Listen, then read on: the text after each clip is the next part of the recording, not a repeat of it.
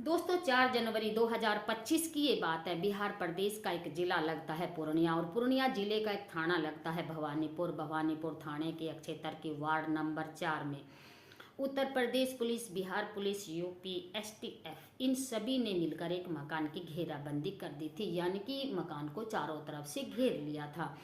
Police आवाज लगाती है कि नासिर पठान अपने आप को पुलिस के हवाले कर दो, वरना पुलिस को जबरन ही तुम पर गोली चलानी पड़ेगी। वहां के जितने भी आसपास के लोग थे वो वहां पर इतनी भारी पुलिस बल को देखकर सभी में हड़कंप मच जाता है, और लोग कहने लगते हैं कि इतने भारी पुलिस बल का यहाँ पर क्या काम है। तभी उस मकान के अंदर से एक व्यक्ति निकल कर आता है और वो कहने लगता है कि सर आप किसका नाम ले रहे हैं, ये मकान मेरा है और मैं इसका मालिक हूँ। तो और यहाँ ये सदस्य रहते हैं, अपने घर के सदस्यों को वो नाम बताता है। पुलिस भी उस व्यक्ति की बात को सुनकर हैरान रह जाती है कि जिस लोकेशन के द्वारा हम इस घर के पते तक पहुँचते हैं वहाँ तो कोई और रहता है, ऐसे कैसे हो सकता है। पुलिस 11वीं में पढ़ने वाले एक छात्र को हिरासत में लेती है और उस छात्र को हिरासत में लेकर वो उत्तर प्रदेश के प्रयागराज में पहुँचती है। उस 11वीं के छात्र के जो कारनामे थे, जो अपराध उसने किए थे, जैसे ही लोगों को पता चलता है अखबारों के माध्यम से और मीडिया के माध्यम से, तो लोग हैरान रह जाते हैं कि जो 11वीं में पढ़ने वाला छात्र है वो अभी तो नाबालिग है, लेकिन उसने काम इतने बड़े बड़े कर दिए थे जैसे एक आतंकवादी करता है और बड़े बड़े अपराधी करते हैं। अब इस बात को लेकर उत्तर प्रदेश की जो पुलिस है वो भी सोचने पर मजबूर हो जाती है कि इस 11वीं में पढ़ने वाले नाबालिग छात्र के साथ बच्चे के ट्रीटमेंट किए जाएं या फिर बड़े अपराधियों के ट्रीटमेंट किए जाएं। अब जो उस बच्चे को बाल गृह में रखा गया है, जैसे ही लोग इस कहानी को सुनते हैं वो हर कोई हैरान रह जाता है कि तो 11वीं में पढ़ने वाले छात्र ने ऐसा क्या काम कर दिया था कि उत्तर प्रदेश की पुलिस भी इस बात को सोचने पर मजबूर हो जाती है। दोस्तों मेरा नाम है रेखा देवी, आदाब, नमस्कार, सत श्री अकाल। और ये आज जो सच्ची घटना हम आपके सामने लेकर आए हैं, चलो हम आपको दोस्तों ये सच्ची घटना बिहार के पूर्णिया से शुरू होती है। इस कहानी की गूंज सबसे पहले गूंजती है उत्तर प्रदेश के प्रयागराज में, जहां पर महाकुंभ का मेला 12 सालों के बाद लगने वाला है। उत्तर प्रदेश की सरकार की जितनी भी मशीनरी हैं सभी उनकी तैयारियों में जुटे हुए हैं।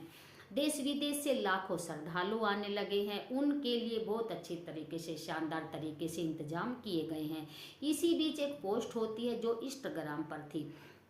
वो इंस्टाग्राम की स्क्रीनशॉट लगातार सोशल मीडिया के अलग अलग प्लेटफार्म पर वायरल हो रही थी, चाहे वो फेसबुक हो चाहे वो यूट्यूब हो। इस बात की चर्चा होनी शुरू हो जाती है कि उसमें क्या लिखा था। इंस्टाग्राम पर एक मैसेज किया जाता है। मैसेज वो क्या होता है, वो कहता है कि वो कुंभ के मेले में बम ब्लास्ट करेगा और बम ब्लास्ट से वो कम से कम 1000 लोगों को मार देगा। जाहिर सी बात है, यदि एक आदमी को थोड़ी सी भी चोट लगती है तो भारत सरकार के सामने कई तरह के सवाल खड़े हो सकते हैं, परंतु यहाँ तो 1000 लोगों को मारने के लिए बम से उड़ाने की सीधी सीधी धमकी दे रखी थी। अब पुलिस में हड़कंप मच जाता है जब 31 दिसंबर 2024 में ये पोस्ट सोशल मीडिया पर वायरल हो रही थी और नासिर पठान के नाम से वायरल हो रही थी। साथ ही इसमें एक चैटिंग भी चल रही थी। चैटिंग वाला जो बंदा है उसको समझाने की कोशिश करता है कि तुम्हें इस तरीके के काम करना शोभा नहीं देता, इस तरह के काम करते हुए तुम्हें शर्म नहीं आती। तो वो उनके पर्सन का वो उत्तर देता है, चैटिंग इधर चल रही है, वो उधर उत्तर देता है कि मैं किसी से नहीं डरता। लेकिन चैटिंग वाला फिर भी उसे समझाने की कोशिश कर रहा है, लेकिन जो धमकी देने वाला है फिर भी वो कहता है मैं किसी से नहीं डरता।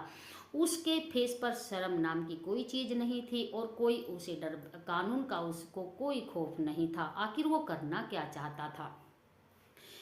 पूरी घटनाक्रम के बाद प्रयागराज की जो पुलिस है वो सक्रिय हो जाती है, यानी कि सावधान हो जाती है। साथ ही प्रयागराज को, जहां पर महाकुंभ का मेला लगा हुआ है, उस जगह को कुछ दिन के लिए एक जिला घोषित कर देती है। 13 जनवरी 2025 से ये मेला शुरू होगा और 26 फरवरी 2025 तक ये मेला चलता रहेगा। दोस्तों, इस जगह को जैसे एक जिला घोषित कर दिया जाता है और जिले में हर तरह की व्यवस्था होती है। यहाँ पर एसडीएम भी बनते हैं, एसएसपी बनते हैं और यहाँ पर एक थाने को भी घोषित कर दिया जाता है। यहाँ हर चीज़ की व्यवस्था और सुविधाओं को भी मुहैया करा दिया जाता है, चाहे वो हेल्थ की हो, चाहे वो एजुकेशन की हो। अब पुलिस को तो सक्रिय होना ही था। पुलिस ने इंस्टाग्राम की पोस्ट को देखा और देखने के बाद उसे पता करने की कोशिश की।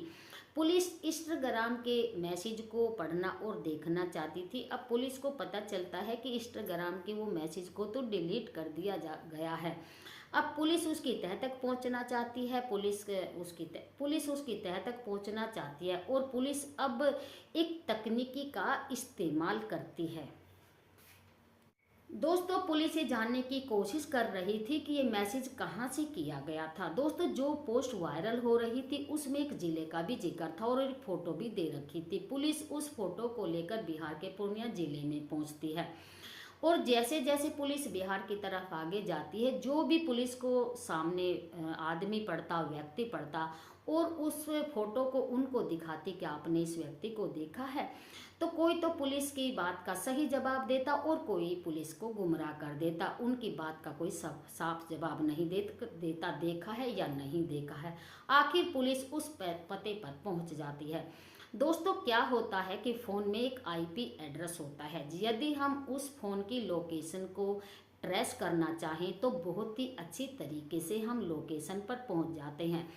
पुलिस उस पते पर पहुंच जाती है और उसकी घेराबंदी कर देती है। वहां जाकर पता चलता है कि ये तो बिहार प्रदेश का जो जिला लगता है पूर्णिया, और पूर्णिया जिले का एक थाना लगता है भवानीपुर। भवानीपुर थाना क्षेत्र के वार्ड नंबर 4 में पुलिस पहुंच जाती है। जैसे पुलिस वहां पर पहुंचती है तो वहां से एक व्यक्ति निकल कर आता है जिसका नाम होता है जैकी जायसवाल। तो जैकी जायसवाल पुलिस से पूछता है कि आप किसकी तलाश कर रहे हैं। पुलिस उसको बताती है कि हम तो एक नासिर पठान की तलाश कर रहे हैं जिसने साफ साफ धमकी दी है कि वो कुंभ के मेले को बम से उड़ा देगा, उसमें बम ब्लास्ट कर देगा और कम से कम वो 1000 श्रद्धालुओं को मौत के घाट उतार देगा। लेकिन जैसे पुलिस उसको बताती है तो वो पुलिस से कहता है कि सर ऐसे कैसे हो सकता है। तो पुलिस जैसे उसकी जांच पड़ताल करती है तो पता चलता है कि ये तो 10वीं 11वीं में पढ़ने वाला जो छात्र है ये तो उसी का बेटा है और जिसका नाम है आयुष जायसवाल।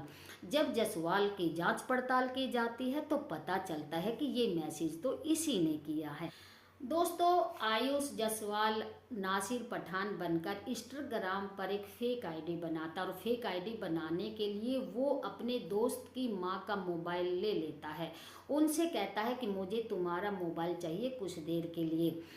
आयुष जायसवाल अपने दोस्त की माँ का जो मोबाइल है वो ले लेता है और मोबाइल लेकर उसमें अपना नया सिम कार्ड डाल लेता। नया सिम कार्ड डालने के बाद अपनी फेक आईडी बनाता। फेक आईडी बनाने के बाद वो एक पोस्ट जारी करता है।